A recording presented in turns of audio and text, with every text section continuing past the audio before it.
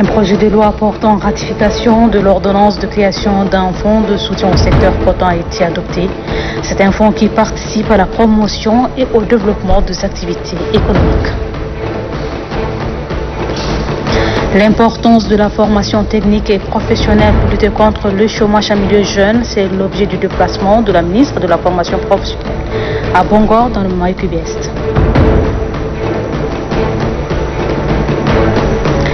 Le Tchad affrontera le Soudan en match amical les 23 et 25 septembre ici en N'Djamena. La liste des joueurs retenus a été dévoilée par le sélectionneur de Sao cet après-midi. Voilà, c'est tout pour le titre. Bonsoir à toutes et à tous et bienvenue dans cette session d'information. Les élus du peuple ont adopté le projet de loi portant ratification de l'ordonnance de création d'un fonds de soutien au secteur coton. C'est un fonds qui participe à la promotion et au développement des activités économiques. La plénière a été dirigée par le président de l'Assemblée nationale, Haroun Kabadi. Robert. Les élus du peuple approuvent l'ordonnance portant création d'un fonds de soutien au secteur coton. La création de cet instrument permettra au pouvoir public de mobiliser des ressources provenant des bailleurs de fonds comme l'Union européenne, l'Agence française de développement et d'autres institutions financières. La contribution de l'État sera destinée à soutenir les producteurs du coton. Le fonctionnement sera assuré par un comité composé de 9 membres. Il s'agit de l'État, des producteurs et de la société cotonnière. Même si les élus du peuple ont adopté cet instrument juridique, ils ont particulièrement mis l'accent sur le retard dans la paie des producteurs et les réseaux routiers non entretenus par la société Hollande. Il faut payer rapidement le cotonculteur pour lui permettre de s'acheter les denrées alimentaires. Il faut payer rapidement le cotonculteur pour lui permettre de subvenir aux besoins de sa famille. Ce qui a été observé à l'achat du coton, c'est toujours le coût des intrants, le coût des produits phytosanitaires qui en fait échappent au contrôle. Et la société prélève autant qu'elle peut du revenu des paysans. Pour le ministre du Développement industriel, commercial et de la promotion du secteur privé, la création d'un fonds de soutien au secteur coton participe à la promotion et au développement des activités économiques. Ce fonds va alimenter les besoins non seulement de l'entreprise mais aussi des cotonculteurs, puisqu'il y a fluctuation. S'il y a des fluctuations de prix sur le marché mondial, eh bien, on puise dans ce fonds pour arranger le prix de coton à vendre. Pour sa mise en œuvre, l'État procédera à la création d'une structure en charge de la gestion du fonds, au regroupement des producteurs en coopérative sous la conduite de l'ANADER et d'un fonds de lissage en lieu et place des subventions de l'État. Mamata Orozi, ministre de la Sécurité publique, a reçu la chargée d'affaires de l'ambassade des États-Unis au Tchad, Jessica Davis-Ba. Une visite qui s'inscrit dans le cadre du renforcement de relations entre le Tchad et les États-Unis. Amanissa Kassina. Cette matinée du 21 septembre 2020, la chargée des affaires à l'ambassade des États-Unis d'Amérique, Jessica Davis-Ba, rencontre le ministre de la Sécurité publique et de l'immigration, le général des corps d'armée Mohamed Tahir Orozi. Une visite de courtoisie qui a tout son sens au regard des liens d'amitié qui existent entre les deux États. Même si la rencontre était à huis clos, l'on est tenté, sans risque de nous tromper, qu'elle a trait au renforcement des relations bilatérales. Le Tchad, qui est engagé depuis plusieurs années dans la lutte contre le terrorisme, a sans nul doute besoin de l'expertise américaine pour plus de dynamisme. À ce sujet, le ministre Orozi rassure de la parfaite détermination de son département à œuvrer pour un renforcement des liens de coopération entre le Tchad et les États-Unis d'Amérique. Très ravie du niveau d'échange qu'elle a eu avec le ministre, la chargée des affaires à l'ambassade des États-Unis d'Amérique, Jessica Davis-Ba, a à sa sortie d'audience rappelé l'engagement des États-Unis en matière de lutte contre les narcotrafiquants et des crimes organisés. C'est pourquoi Jessica Davis-Ba rassure de la détermination de son pays à maintenir sa politique sécuritaire au Tchad en assurant la formation des forces de l'ordre et de sécurité pour mieux contrer les menaces terroristes. La ministre de la formation professionnelle et des médias a fait séjour à Bangor dans le Maï-Est.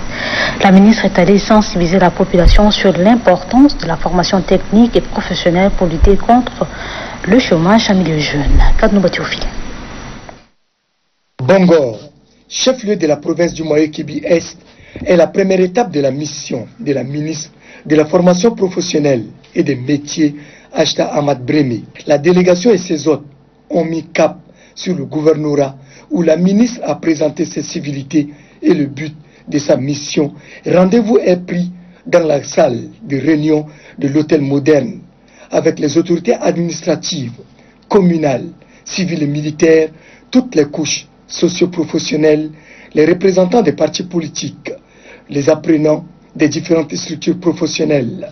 Occasion pour le gouverneur de saluer l'initiative du chef de ce jeune département créé en 2016 dans le but d'assurer le bien-être de la population tchadienne. Le thème intitulé « Bien fondé » de l'orientation scolaire et professionnelle et apprentissage des métiers est le fruit d'une réflexion mûre et pointue.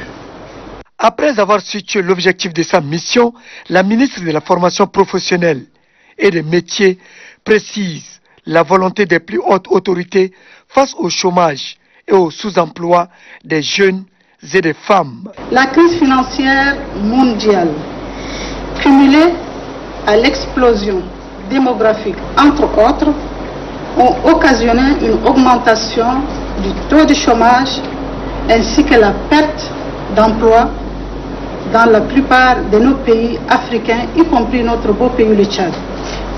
C'est ainsi, pour résoudre l'épineux problème de chômage et de sous-emploi, le maréchal du Tchad, Idriss Déby Itno, président de la République, chef de l'État, chef de gouvernement, a pris un acte pour matérialiser la création des centres de formation technique et professionnelle en faveur des femmes et des jeunes. S'en est suivi quelques réactions relatives aux difficultés que rencontrent les centres de formation professionnelle, à la diversification des métiers, l'appui aux lauréats et surtout les conditions dans lesquelles se prépare la nouvelle rentrée scolaire et académique. En réponse à toutes ces préoccupations, la ministre Achta Ahmad Breme a rassuré la salle qu'elle planchira avec son staff sur ces problèmes pour planifier les actions à venir. La visite du centre de formation professionnelle et technique de la ville de Bongor, puis les ateliers de soudure a mis terme à cette première étape de la mission. Et puis, sachez aussi que le président du Conseil économique, social et culturel, Abdelkarim Amada Bakrit, a quitté N'Djamena ce 21 septembre pour libre au Gabon. Accompagné du premier rapporteur du bureau, il prendra part à la cérémonie de clôture de la 10e session de l'année du Conseil économique, social et environnemental du Gabon qui s'éteindra le 24 septembre dans la capitale gabonaise. Un atelier de validation de la feuille de route nationale de l'eau, de l'assainissement et de l'hygiène se tient depuis ce matin à un document qui permettra de mettre en application la politique du gouvernement dans le secteur rouge. Initiative du ministère de l'hydraulique urbaine et rurale de concert avec l'OMS et l'UNICEF.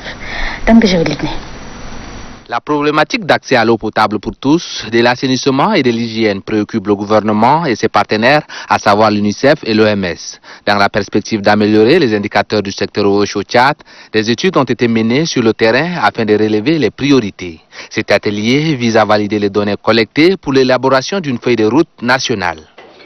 L'objectif de ce présent atelier consiste à présenter l'état du lieu par rapport au taux d'accès à l'eau et à l'assainissement dans les ménages, l'état d'accès aux services rouges dans les centres de santé et les écoles, et aussi procéder à la validation de cette fiche pays qui est élaborée depuis le mois de juin.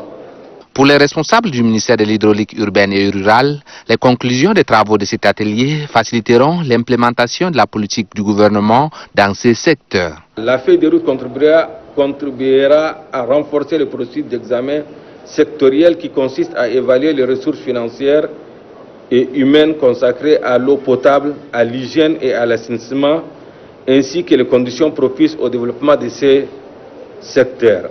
Le directeur général du ministère de l'hydraulique urbaine et rurale, Tahir Abdelaziz Awam, exhorte les participants à la sérénité pour permettre au Tchad de bénéficier des investissements de l'Alliance Sahel au même titre que les autres pays du G5 Sahel. Une mission du mouvement patriotique du salut conduite par 2 membres du bureau politique national, Choukou Kosso et Abaka Mamata, se trouvent à Mao dans le Kanem pour assister les personnes victimes d'inondations. Youssouf Abrouman Alikat. Mao, chef-lieu de la province du Kanem, accueille les membres du bureau politique national et du conseil national du Sali, du mouvement patriotique du Sali. Une mission à sa tête, Choukou Kosso et Abakar Mamataire, membres du bureau politique national du MPS. Cette délégation du haut cadre du MPS, composée des députés, des chefs de canton et des anciens ministres, est venue assister la population victime des inondations. Pour le gouverneur de la province du Kanem, Hassan Terap, le MPS a toujours manifesté sa solidarité et son élan de fraternité à la population du Kanem. Avant d'arriver à Mao, la mission du mouvement patriotique d'Issari s'est arrêtée à Mondo, chef-lieu du département du Sud Kanem. Une assistance financière a été remise aux 402 sinistrés de la ville de Mondo. C'est le secrétaire général départemental du MPS du site Kanem, Ali Bacher, qui a réceptionné l'enveloppe. Dans leur intervention, les 2 membres du bureau politique national, Choukou Kosso et Abakar Mamataire, ont exprimé leur vive compassion aux sinistrés des inondations avant de donner des consignes précises pour le ressassement électoral prévu le 1er octobre prochain. Une autre délégation conduite par la députée Hafsat Boukhari a effectué une visite à Hadja. La délégation remet un don aux sinistrés d'inondation. Thomas Mandiali. Chef-lieu du département de Bata-Est, est l'une des localités dont la population fait régulièrement face aux inondations pendant cette période de saison pluvieuse. Cette situation inquiétante a conduit les hauts cadres de cette ville, au premier rang la députée Hafsita Al-Boukhari, accompagnée du préfet Mohamed Idrissoussa, à effectuer une visite aux sinistrés logés dans les institutions publiques. Objectif, constater des visu leurs conditions de vie avant de procéder à la distribution d'un don composé des vivres et non-vivres prévus pour la circonstance. Nous compatissons avec vous sur ce malheur de dérèglement climatique. La coordination serait ingrate de ne pas reconnaître l'effort louable consenti par les autorités locales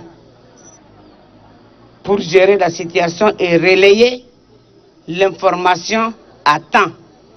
Profitant de l'occasion, le maire de la ville d'Oumhadjer, Abderrahim Abdallah Labit, n'a pas manqué de témoigner sa reconnaissance à la délégation ainsi qu'aux associations civiles qui œuvrent sans cesse pendant ces moments difficiles. Quant au préfet Mohamed Idrissoussa, il lance un vibrant appel aux autres organisations d'emboîter ses pas pour secourir les sinistrés. Il témoigne par la même occasion son entière disponibilité pour cette mission. La remise de ces dons est lancée immédiatement par la délégation, suivant les listes dressées par les chefs des carrés de la ville d'Oumhadjer. Le ministre secrétaire général de la présidence, Kalzé Pemdeba, a offert un don à quelques départements de Provence du Maïkibi Est et Ouest. La cérémonie de remise officielle de ce don par le chef de mission Fangzonepol au préfet du département de la Kabia, Sédim Passali, a lieu à Gounougaya. Fait le point avec Mamaseta Bakar. Des dispositifs de lavage des mains et des pulvérisateurs au profit de la population du département de la Kabia, province du Maïkibi Est. C'est un don offert par le ministre d'État, ministre secrétaire général de la présidence de la République, Kalzebi Paimi Debe. Le don acheminé à Gounougaya par une délégation contribuera de manière significative à la lutte contre le coronavirus dans cette circonscription administrative.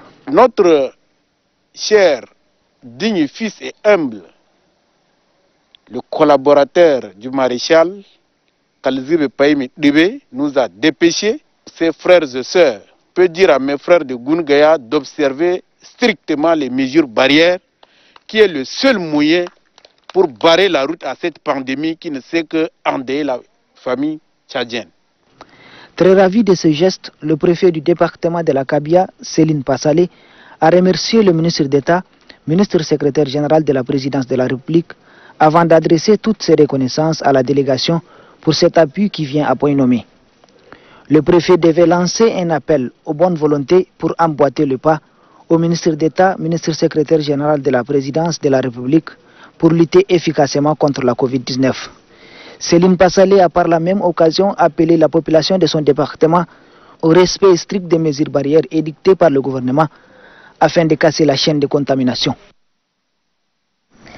La maladie à coronavirus fait toujours de la résistance. La population est invitée au respect strict des mesures. Quel est le sort réservé aux asymptomatiques? C'est la question posée au coordinateur adjoint du comité de riposte sanitaire, Dr Alarangal Yukoïté. Suivez ses explications.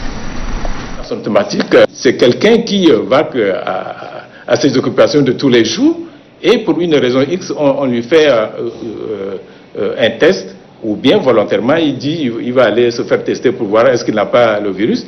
Et on détecte chez cette personne-là la présence du virus. Sinon, l'asymptomatique ne présente aucun signe. Il héberge le virus dans son corps et avec les gens avec lesquels lui il vit. S'il n'y a pas de précautions ni de son côté, ni du côté des gens avec qui il vit, ben, il va de soi qu'il va transmettre le virus à tous ceux qui sont autour de lui. Comment se présente la situation épidémiologique de la maladie à coronavirus de ce 21 septembre sur 452 échantillons analysés, 2 cas confirmés, 1 dans la Tangilé, contact du cas précédent et 1 en Djamena, 0 guéri. Le total reste à 967. 0 décès, total de décès 80 ans, 105 malades sous traitement. La coordination nationale de riposte sanitaire invite la population à rester sereine, solidaire, vigilante et rappelle au respect strict des mesures barrières. La signature, professeur Chouaou Chemi, coordinateur national de riposte sanitaire. Les stades d'évolution du développement de l'enseignement aux Émirats Arabes Unis. Le sujet est au centre d'une conférence de débat organisée par le chargé d'affaires de l'ambassade des Émirats Arabes Unis au Tchad, Amir Al-Menhal, à l'université Roi Faisal. Autour du thème, les stades d'évolution du développement de l'enseignement aux Émirats Arabes Unis, qu'enseignants, étudiants et responsables de l'université Roi Faisal ont axé leurs échanges. Après avoir présenté le motif de la rencontre, le vice-président de la dite université, Assaba Al-Mahdi Fadla, a situé le rôle que joue son institution dans l'enseignement supérieur. Pour lui, le développement de l'enseignement est une priorité de son université, tel que prôné par le maréchal du Tchad, Idriss Déby Itno, président de la République. Le conférencier Amir Al-Minal, chargé d'affaires de l'ambassade des Émirats Arabes Unis au Tchad, a quant à lui fait un bref aperçu de la situation de l'enseignement dans son pays. Il ressort que les plus hautes autorités émiraties ont mis en place une politique ambitieuse en faveur de ce secteur, ce qui a favorisé l'amélioration des taux d'alphabétisation qui est d'aujourd'hui de plus de 90%. Honoré par cette mobilisation, le président du conseil d'administration de l'université Roi Faisal, Hissène Massar Hissène, a exprimé sa gratitude aux Émirats Arabes Unis pour leur soutien apporté à son institution. Une reconnaissance réitérée par le président de l'université Roi Faisal, Hassan Bouba, qui a loué les efforts consentis par ce pays ami et surtout l'excellence des relations de coopération. Le projet de renforcement de la résilience climatique et de la productivité agricole durable organise un atelier de formation et de la mise en place de plateformes d'innovation et de filières ciblées dans le cadre du projet. Cette formation a ciblé les techniciens producteurs agricoles de 3 provinces du pays. Amat Aliachi. Le changement climatique galopant de ces dernières décennies incite les acteurs de développement à se tourner vers l'adaptation, ce qui justifie le montage du projet de renforcement de la résilience climatique et de la productivité agricole durable. Cette formation sur la mise en place des plateformes d'innovation et de filières ciblées regroupe les acteurs de développement rural que sont les techniciens agricoles, les producteurs et représentants des associations des éleveurs venus des provinces du Mandoul, du Salamat et du Moyen-Chari, présentant sa gratitude au ministère en charge de l'agriculture pour avoir matérialisé cette formation. Le coordonnateur du PROPAD, Ousmane Mohamed Saleh Youssouf, a invité les différentes parties à accorder une attention particulière au contenu de cette formation afin de répondre aux objectifs escomptés. Ouvrant les travaux, le directeur général adjoint du ministère de l'Agriculture a souligné la nécessité de renforcer les capacités des acteurs concernés. Le Tchad, notre pays, recèle des potentialités énormes dans le secteur rural et agricole. Cependant, le secteur agricole, malgré son vaste potentiel, continue d'être sous-performant. Il peine à se moderniser et reste largement dépendant des conditions météorologiques. C'est dans ce contexte que le gouvernement du Tchad a sollicité l'appui technique et financier de la Banque mondiale pour la mise en œuvre du projet de renforcement de la résilience climatique et de la productivité agricole durable PROPAD. Le directeur général adjoint du ministère de l'Agriculture s'est réjoui de l'excellente collaboration entre son département et la Banque mondiale. Selon lui, cette institution mondiale est un partenaire de premier choix dans la réalisation des projets. Une formation en maroquinerie au profit des personnes handicapées financée par l'agence TICA. La cérémonie a été présidée par le directeur de l'information et d'orientation scolaire et professionnelle du ministère de la formation professionnelle, Thomas Mandjali. TICA, l'agence turque de coopération et de coordination, forme 25 personnes handicapées regroupées au sein de l'association Amal pour la défense des droits des personnes handicapées du Tchad. Axée sur la maroquinerie, cette formation permettra à terme aux bénéficiaires de se prendre en charge et de contribuer au développement du pays. Pour le président de l'association Amal, cette session de formation vient à point nommé, car, dit-il, à l'issue de la formation, leurs conditions de vie vont être améliorées avant d'exprimer ses remerciements à l'agence TICA. Le directeur de l'information et de l'orientation scolaire et professionnelle, Mohamed Abdoulaye Moussa, souligne pour sa part que cet atelier intervient au moment où les plus hautes autorités du pays font de l'autonomisation des personnes handicapées leur souci majeur. Il demande aux participants d'être attentifs pour en tirer profit. L'ambassadeur de la Turquie au Tchad a marqué sa disponibilité d'apporter tout son soutien. L'agence turque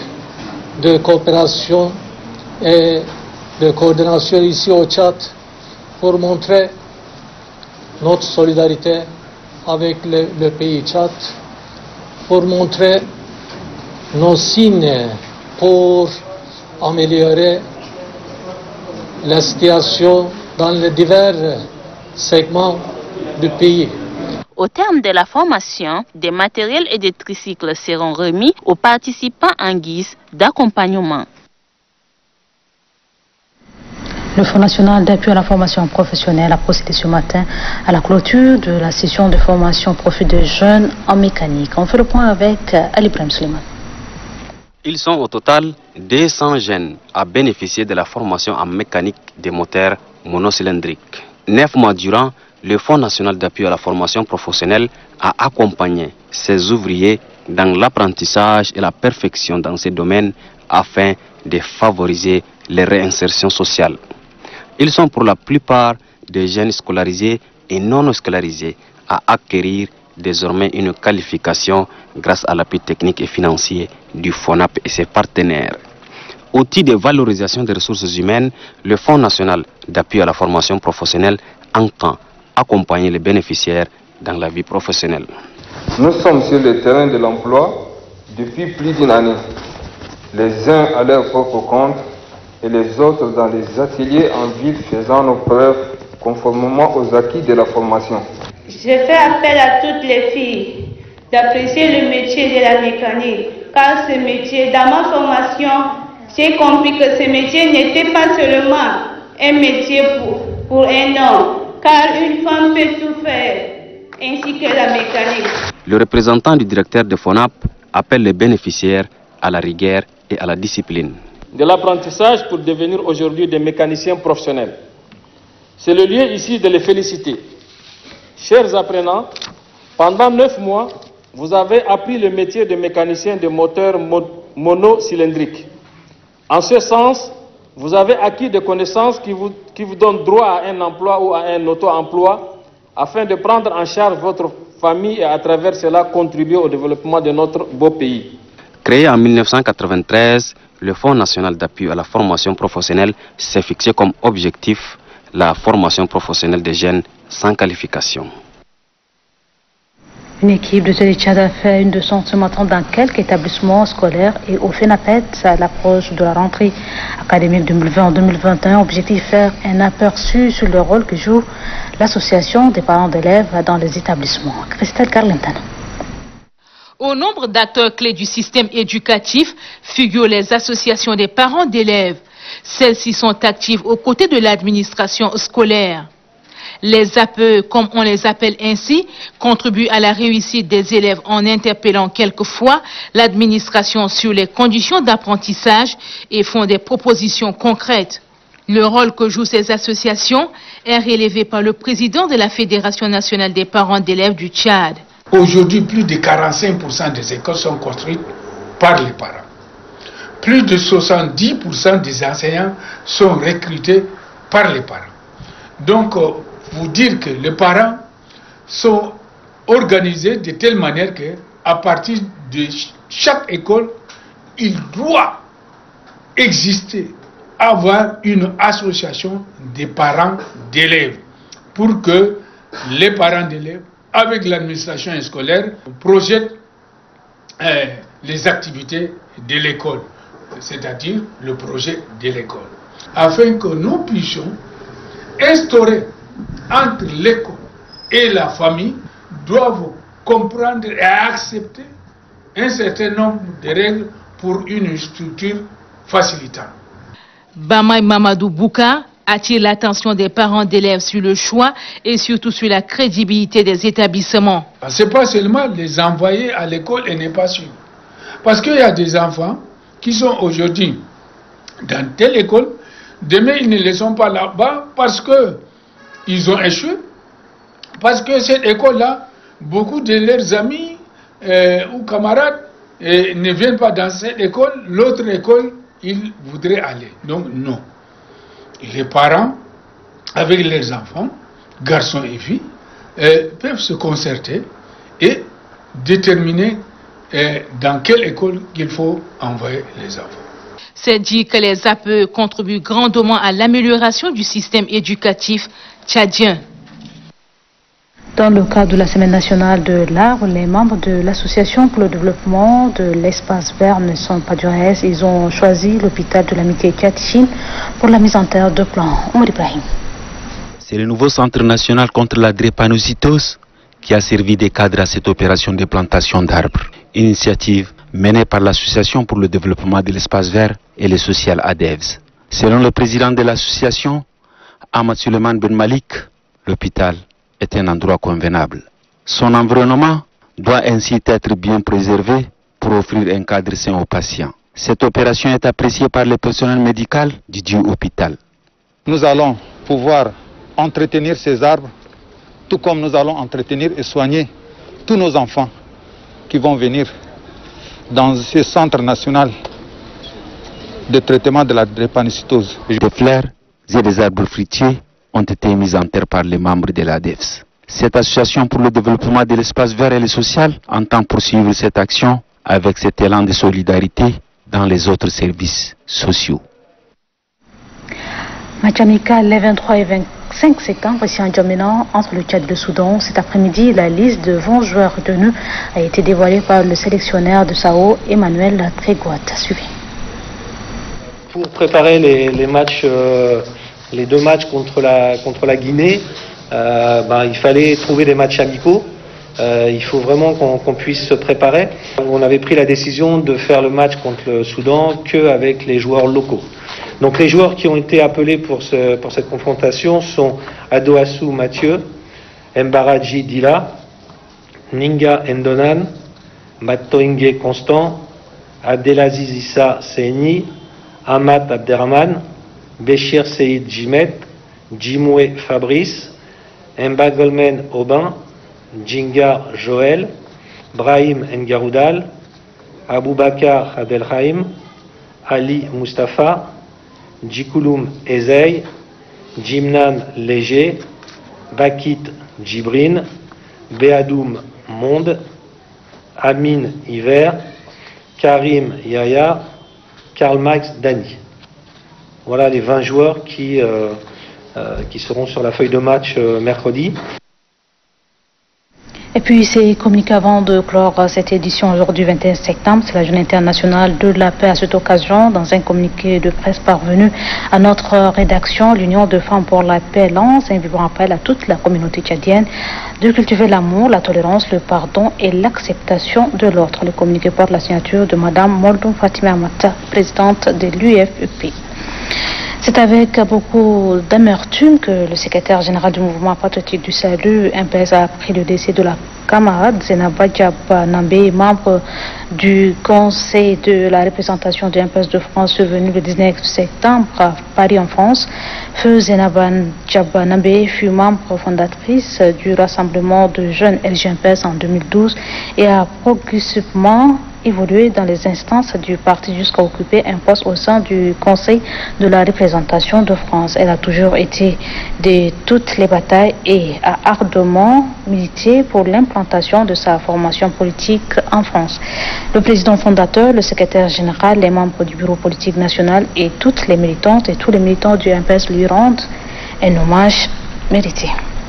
La signature du directeur général de l'administration du parti, Mohamed Nabia. Et sur ce, c'est referme cette édition. Merci à vous, très belle soirée à toutes et à tous. Bonsoir et à demain, Inch'Allah.